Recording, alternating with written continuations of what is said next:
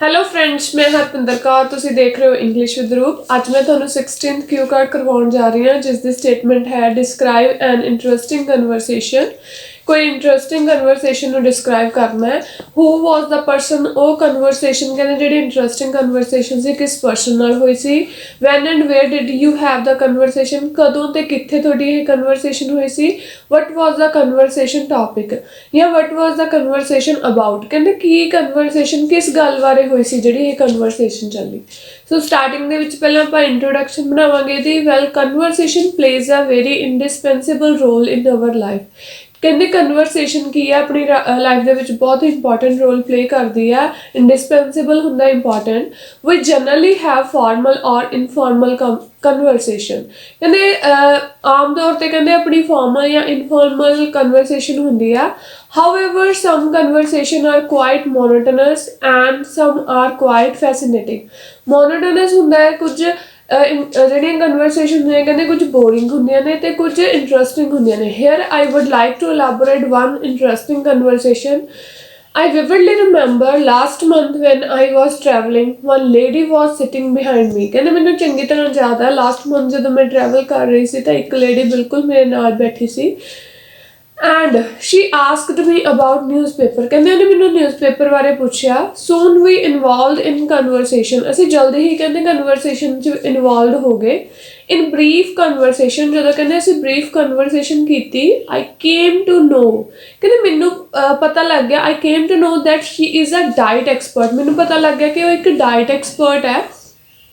And by talking with her, I learned a lot about health lifestyle. ਤੇ ਕਹਿੰਦੇ ਉਹਦੇ ਨਾਲ ਗੱਲਬਾਤ ਕਰਨ ਦੇ ਨਾਲ ਮੈਨੂੰ ਬਹੁਤ ਕੁਝ ਸਿੱਖਣ ਨੂੰ ਮਿਲਿਆ। I am also a fitness freak. ਕਹਿੰਦੇ ਮੈਂ ਵੀ ਆਪਣੀ ਮੈਂ ਇੱਕ ਇੱਦਾਂ ਦਾ ਪਰਸਨ ਹਾਂ ਜਿਹਨੂੰ ਫਿਟਨੈਸ ਬਹੁਤ ਪਸੰਦ ਹੈ। ਐਂਡ ਦਸ ਆਈ ਇੰਜੋਇਡ ਕਨਵਰਸੇਸ਼ਨ ਵਿਦ ਹਰ। ਤੇ ਮੈਂ ਉਹਦੇ ਨਾਲ ਕਹਿੰਦੇ ਇਹ ਕਨਵਰਸੇਸ਼ਨ ਬਹੁਤ ਜ਼ਿਆਦਾ ਇੰਜੋਇਡ ਕੀਤੀ। We started conversation on a common topic. ਕਹਿੰਦੇ ਅਸੀਂ ਇੱਕ ਕਾਮਨ ਜਿਹੇ ਟੋਪਿਕ 'ਤੇ ਕਨਵਰਸੇਸ਼ਨ ਸਟਾਰਟ ਕੀਤੀ, ਓਬੇਸਿਟੀ ਇਨ ਯੰਗ ਪੀਪਲ। ਜੋ ਕਿ ਓਬੇਸਿਟੀ ਹੋ ਰਹੀ ਹੈ, ਮੋਟਾਪਾ ਹੋ ਰਿਹਾ, ਫੈਟਨੈਸ ਹੋ ਰਹੀ ਹੈ ਯੰਗ ਪੀਪਲ ਦੇ ਵਿੱਚ। It was topic of my interest, so we were both actively ਪਾਰਟੀਸਪੇਟਿੰਗ। ਕਹਿੰਦੇ ਜਿਹੜਾ ਇਹ ਟੋਪਿਕ ਸੀ ਮੇਰਾ ਇਹਦੇ ਵਿੱਚ ਬਹੁਤ ਇੰਟਰਸਟ ਸੀ ਤੇ ਅਸੀਂ ਦੋਨਾਂ ਨੇ ਪੂਰਾ ਇਹਦੇ ਵਿੱਚ ਪਾਰਟੀਸਪੇਟ ਕੀਤਾ ਕਨਵਰਸੇਸ਼ਨ ਦੇ ਵਿੱਚ। Firstly she told me the main reasons of obesity. ਕਹਿੰਦੇ ਫਸਟਲੀ ਉਹਨੇ ਮੈਨੂੰ ਮੇਨ ਕਾਰਨ ਦੱਸਿਆ ਵੀ ਓਬੇਸਿਟੀ ਦੇ ਮੇਨ ਰੀਜ਼ਨ ਕੀ ਨੇ। The first reason according to her is sedentary lifestyle as young people are not physically active. ਉਹਨੇ ਕਹਿੰਦੇ ਦੱਸਿਆ ਕਿ ਸੈਡੈਂਟਰੀ ਲਾਈਫ ਸਟਾਈਲ ਆ, ਅੱਜ ਕੱਲ੍ਹ ਜਿਹੜੇ ਯੰਗ ਪੀਪਲ ਨੇ ਉਹ ਕੀ ਕਰ ਰਹੇ ਨੇ, ਕੋਈ ਵੀ ਫਿਜ਼ੀਕਲੀ ਐਕਟੀਵਿਟੀ ਨਹੀਂ ਕਰਦੇ। Youngster don't prefer to walk on foot and most of their work is done with the help of machines. ਤੇ ਕਹਿੰਦੇ ਉਹ ਕੋਈ ਮੈਨੂਅਲ ਵਰਕ ਨਹੀਂ ਕਰਦੇ, ਉਹਨਾਂ ਦਾ ਮੋਸਟਲੀ ਜਿਹੜਾ ਵਰਕ ਹੈ ਉਹ ਕਿੰਨਾ 'ਤੇ ਡਿਪੈਂਡ ਹੈ ਨੇ, ਮਸ਼ੀਨਸ 'ਤੇ ਡਿਪੈਂਡ ਨੇ। ਜੋ ਵੀ ਕੰਮ ਕਰਦੀਆਂ ਨੇ ਮਸ਼ੀਨਸ ਕਰਦੀਆਂ ਨੇ, ਠੀਕ ਹੈ। ਸੋ ਅਨਦਰ ਰੀਜ਼ਨ ਕਹਿੰਦੇ ਮੈਨੂੰ ਉਹਨੇ ਕੀ ਦੱਸਿਆ, ਤਾਂ another reason is unhealthy diet. So another reason ਕਹਿੰਦੇ ਕੀ ਹੈ, ਇੱਕ ਅਨਹੈਲਦੀ ਡਾਇਟ। ਅਨਹੈਲਦੀ ਡਾਇਟ ਜਿਵੇਂ ਕਿ ਜੰਕ ਫੂਡ ਖਾਣਾ, ਠੀਕ ਹੈ, ਹੈਲਥੀ ਖਾਣਾ ਨਾ ਖਾਣਾ। She told me that one should have balanced diet. ਕਹਿੰਦੇ ਹਰੇਕ ਨੂੰ ਬੈਲੈਂਸ ਡਾਇਟ ਲੈਣੀ ਚਾਹੀਦੀ ਹੈ which contain all components in accurate proportion like vitamins, proteins and minerals. ਕਹਿੰਦੇ ਹਰੇਕ ਨੂੰ ਇੱਕ ਵਧੀਆ ਬੈਲੈਂਸ ਡਾਇਟ ਲੈਣੀ ਚਾਹੀਦੀ ਹੈ ਜਿਹਦੇ ਵਿੱਚ ਵਿਟਾਮਿਨਸ ਹੋਣ, ਪ੍ਰੋਟੀਨਸ ਹੋਣ, ਮਿਨਰਲਸ ਹੋਣ। She told that in last few decades the food habits of people prefer to dine out and they like restaurant food more than home cooked meals. ਕਹਿੰਦੇ ਉਹਨੇ ਮੈਨੂੰ ਇਹ ਵੀ ਦੱਸਿਆ ਕਿ ਲਾਸਟ ਡਿਕੇਡ ਦੇ ਵਿੱਚ ਬਹੁਤ ਜ਼ਿਆਦਾ ਚੇਂਜਸ ਹੋਈਆਂ ਨੇ। ਲੋਕ ਜ਼ਿਆਦਾ ਪ੍ਰੈਫਰ ਕਰਨ ਲੱਗ ਗਏ ਨੇ ਫਾਸਟ ਫੂਡ, ਬਾਹਰ ਖਾਣਾ ਜ਼ਿਆਦਾ ਪ੍ਰੈਫਰ ਕਰਦੇ ਨੇ ਹੋਮ ਕੁਕਡ ਫੂਡ ਨਾਲੋਂ ਜਿਹੜਾ ਘਰ ਬਣਿਆ ਹੋਵੇ। She suggested me to make time for physical activity. ਉਹਨੇ ਮੈਨੂੰ ਸੁਜੈਸਟ ਕੀਤਾ ਕਿ ਤੁਸੀਂ ਡੇਲੀ ਐਕਟੀਵਿਟੀ ਕਰਿਆ ਕਰੋ, ਟਾਈਮ ਕੱਢਿਆ ਕਰੋ ਐਕਟੀਵਿਟੀ ਦੇ ਲਈ। She told me 30 minutes per day of exercise can have dramatic positive effects on overall health. ਉਹਨੇ ਮੈਨੂੰ ਇਹ ਵੀ ਦੱਸਿਆ ਵੀ ਜੇ ਤੁਸੀਂ ਡੇਲੀ 30 ਮਿੰਟਸ ਐਕਸਰਸਾਈਜ਼ ਕਰਦੇ ਹੋ ਤਾਂ ਉਹਦਾ ਤੁਹਾਡੀ ਲਾਈਫ 'ਤੇ ਬਹੁਤ ਜ਼ਿਆਦਾ ਪੋਜ਼ੀਟਿਵ ਇਫੈਕਟ ਹੁੰਦਾ ਹੈ। Usually young individuals complain that they don't have time to take exercise, but according to her ਕਹਿੰਦੇ usually ਜੋ young people ਨੇ ਇਹੀ ਉਹ ਕਰਦੇ ਨੇ ਕਿ ਉਹਨਾਂ ਕੋਲ ਟਾਈਮ ਨਹੀਂ ਹੈਗਾ ਐਕਸਰਸਾਈਜ਼ ਕਰਨ ਦਾ, but according to her time management is mandatory. ਉਹਨੇ ਦੱਸਿਆ ਕਿ ਟਾਈਮ ਮੈਨੇਜਮੈਂਟ ਕਰਨਾ ਇੱਕ ਬਹੁਤ ਜ਼ਰੂਰੀ ਕੰਮ ਹੈ। Our conversation lasted for 2 hours. ਸਾਡੀ conversation 2 ਘੰਟਿਆਂ ਤੱਕ ਚੱਲੀ and I got good knowledge from her. ਤੇ ਮੈਨੂੰ ਉਸ ਤੋਂ ਕਾਫੀ ਕੁਝ ਸਿੱਖਣ ਨੂੰ ਮਿਲਿਆ। ਇਸ ਦੇ ਲਾਸਟ ਤੇ ਤੁਸੀਂ ਕਹਿ ਸਕਦੇ ਹੋ that was the interesting conversation. So ਇਹ interesting conversation ਸੀ। ਇਸ ਤੋਂ ਬਾਅਦ ਕਰਦੇ ਹਾਂ follow-up question. First follow-up question है what is the difference between the conversation between males and females? कहते की difference ਹੁੰਦਾ males ਤੇ females the conversations? Men generally talk about sports, business, politics, whereas women talk about fashion, family and children. Men कहते usually talk करते हैं sports ते, business ते, politics ते, जो women talk करते हैं family, children and fashion ते.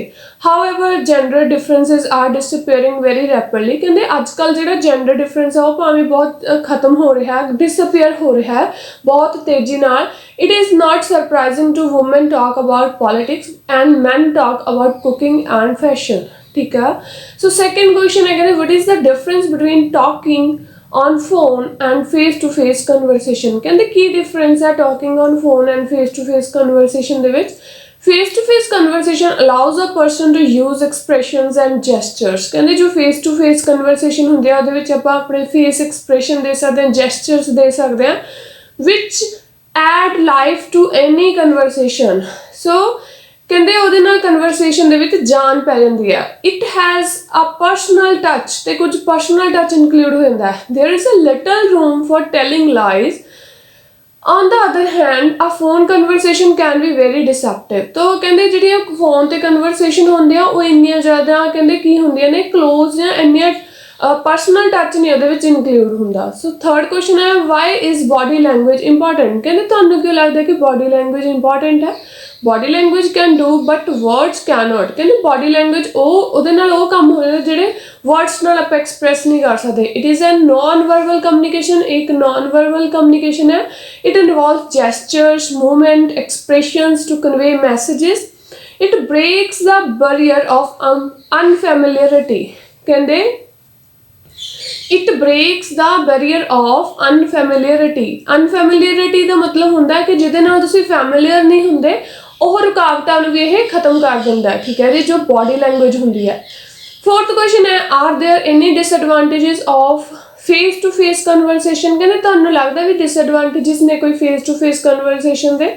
सो कहते yes sometimes a person may feel nervous and may not be able to express himself well face to face. कहते कई बार पर्सन होंदा जिहड़ा की हो जाता है नर्वस हो जाता है तो अपने आप नूं वधिया एक्सप्रैस नहीं कर पाउंदा।